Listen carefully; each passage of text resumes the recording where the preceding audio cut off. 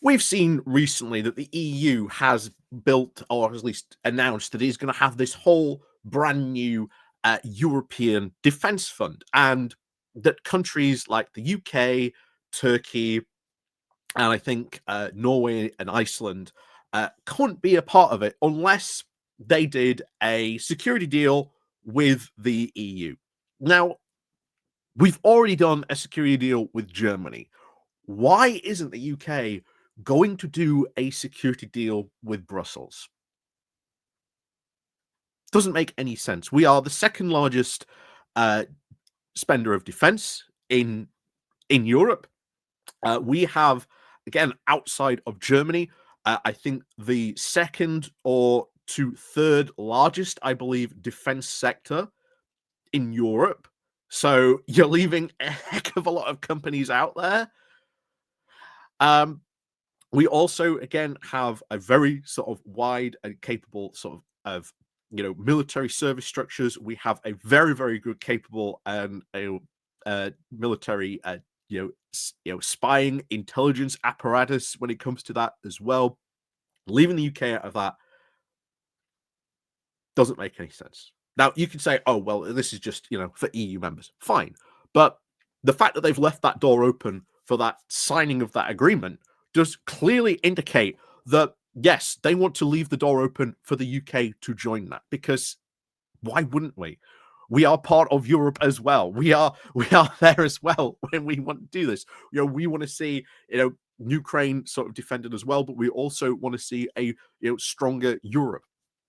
You can see a ton of statements from our current government saying exactly that over the past couple of days. However, there is something else I want to sort of cover, because in the East Anglia Bylines recently there was a article by called Niall Ó Conghaile, and he wrote an article called "Now We're Awake, Everyone Will Be on Board. The EU bus is leaving. Will the UK be on it?" And in this, he put a statement, and I feel this statement he put is fundamentally wrong. Absolutely, 100% fundamentally wrong. And hey, if Niall sees this or someone sends it or anything like that, if he wants to respond to me, fair enough. But I think this statement fundamentally wrong. Fundamentally. So we'll go into the statement he made in a moment. But before we do that, like I say, please do remember to click on the like, share, and subscribe button.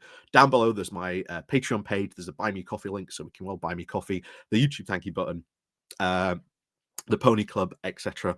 All that good stuff down below. And like I say, click the like, click the share button. And thank you very much to everyone who does help and support the channel. So let's go over to the East Anglia Bylines Times so you can see the article here. And this in particular is where I had sort of a problem with it, or at least one of the statements. But I want to say, and I will read sort of the paragraph in full, and then we'll go over the part, like I say, I find easily the most, problematic, shall we say, because I don't think that statement that he made is 100% really true. I don't think there's really, I would say, evidence to back up that assertion that he is so sure that the UK would do this. But anyway, we'll read the full thing and then we'll go over the statement as well. So he starts off here. It is often said that the European can't even say it. It is often said that political Europe takes its leaps forward in a crisis. This is, of course, unfair. But again, I like how you say that's unfair, but we'll get to sort of unfairness later. But Europe, of course, has had its own share of adversity that, of course, prompts big changes. The Union itself was, of course, found in the ashes of war to bring together belligerents, especially France and Germany, to say never again. It has also been successful in the 1950s. Europe could not afford to feed itself, and the common agricultural policy transformed the situation. Europe exported over 70 billion euros more food than it imported in 2023. The financial crisis led to developments in how the European Central Bank operated even more aggressively and how we issue debt. And now you've seen that thing. This is the statement I think the most incorrect on this. So following on from that, he says this: even a blow like Brexit led indirectly to the COVID recovery fund and the funding of the Ukrainian government, both of which the UK would have blocked had it been sitting in the council. So first of all, that is a statement to me that is, I don't think he has any evidence for. Like, fundamentally, I think that is absolutely wrong. And the first thing, instantly, is a complete counterfactual uncertainty. That claim assumes that the UK would have blocked the COVID recovery fund and, of course, support for Ukraine had it remained a member.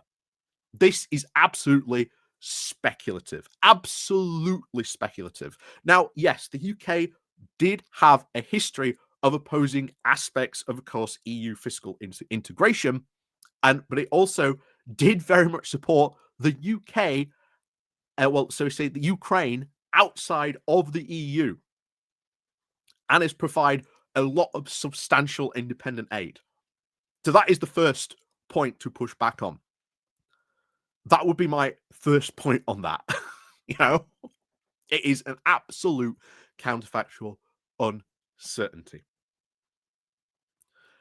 So, my second point to push back on is, if you are so sure that the UK would have blocked, European funding to Ukraine, how then does he explain the UK's own independent support for Ukraine? The UK has been one of the leading nations in supporting Ukraine, both military and financially. You cannot block that out.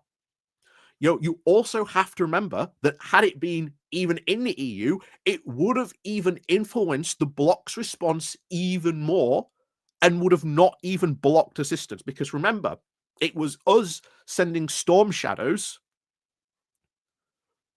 to Ukraine that then when Joe Biden said, okay, here's the ATACMS.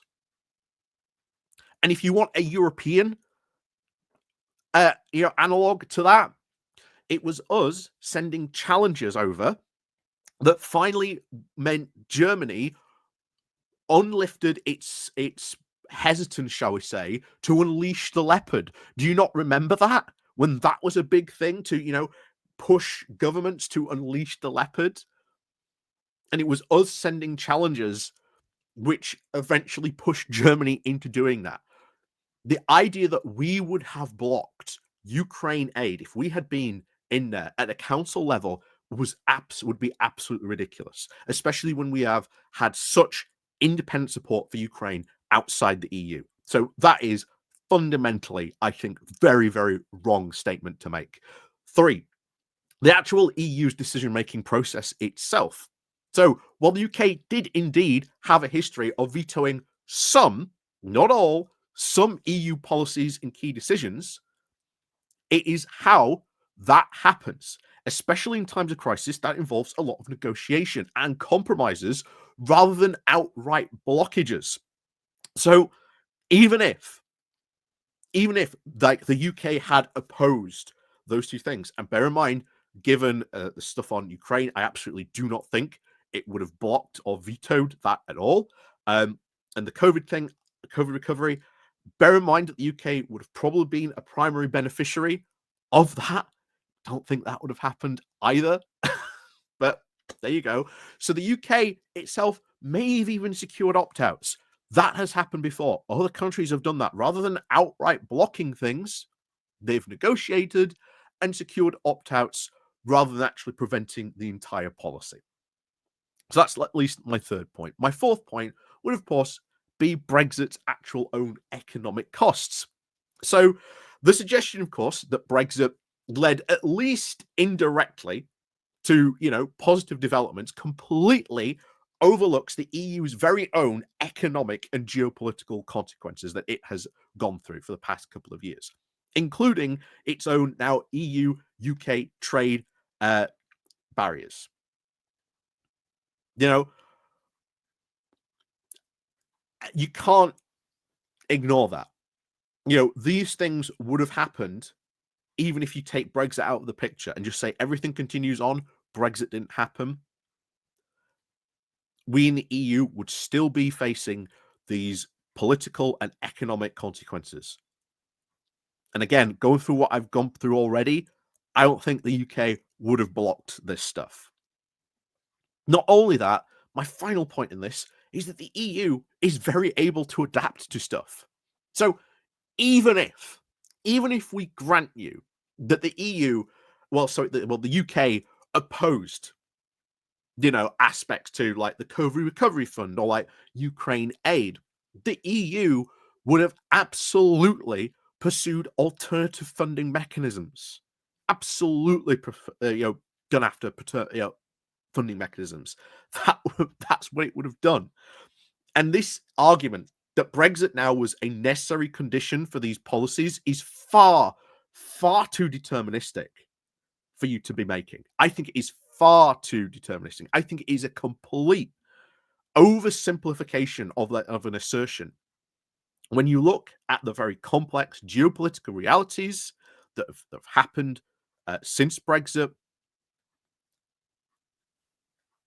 how do you know? How do you know? You can look at all these scenarios had Britain still been in the EU. I don't think that would have happened. I think that statement right there is incredibly wrong. And feel free to push back on that. But I'm sorry. I think that statement is wrong. I think that is fundamentally wrong. That we would have like vetoed COVID recovery support and EU support for Ukraine. I'm sorry. I think that is absolutely fundamentally wrong on that. So I would absolutely push back against that. And like I say, if he wants to respond, I'm fine with that. It's what we do. But I'm sorry, I find that to be very, very wrong indeed. Like I say, I've put forward 5 points as to why I think and why I would say that probably would not happen. So let me know what you think as well down below. And of course, as always, we'll see you all next time.